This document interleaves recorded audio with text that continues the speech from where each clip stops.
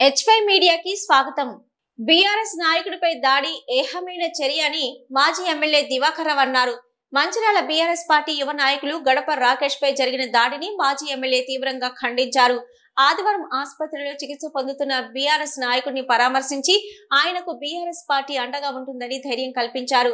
ఈ సందర్భంగా ఆయన విలేకరులతో మాట్లాడుతూ తమ నాయకునిపై జరిగిన దాడి ఒక పథకం ప్రకారమే జరిగిందని, ప్రస్తుత ఎమ్మెల్యే సూచనల మేరకే పథకం ప్రకారం ఉదయం 5 గంటల సమయంలో దుండగులు కాపు కాసి మరీ దాడి చేశారని ఆయన ఆరోపించారు.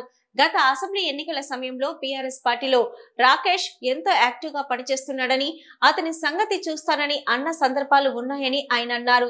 ఇలాంటి ఆటవిక చర్యలకు పాల్పడుతున్న వారి పట్ల జిల్లా పోలీస్ యంత్రాంగం కఠినంగా వ్యవహరించాలని ఆయన డిమాండ్ చేశారు. మంచిర్యాలలో కాంగ్రెస్ పార్టీ నాయకుల దౌర్జన్యాలు అదుపు లేకుండా పోతున్నాయని ఆవేదన వ్యక్తం చేశారు. సంఘటన మంచిర్యాలలో దౌర్జన్యానికి అదుపు లేకుండా పోతున్న సందర్భాలు ఈరోజు ఉదయం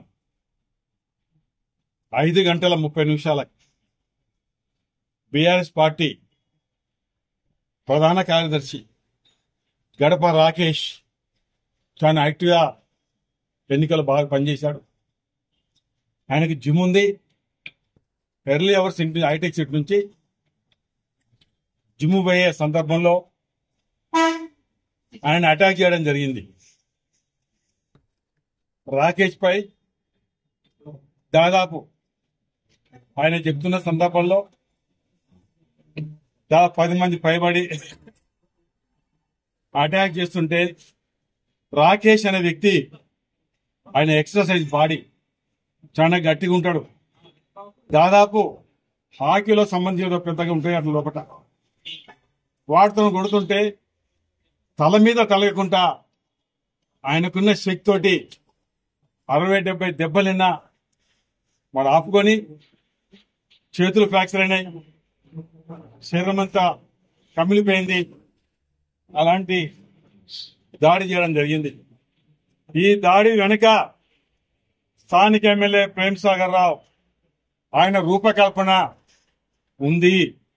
దాదాపు ఎన్నికల ముందు స్వయంగా ఒక ప్రెస్ మీట్ లో రాకేష్ సంగతి నేను ఇచ్చిపెట్టాను, రాకేష్ బాగా యాక్టివ్ గా పనిచేస్తుండు టీఆర్ఎస్ లో అని ఒక ప్రెస్ మీట్ లో చెప్పిన వ్యక్తి ఈ దాడికి ఆయనే ప్రధానమైన కారకుడు అనేది మరి సందర్భంలో నేను చెప్పాల్సిన బాధ్యత నాపై ఉంది.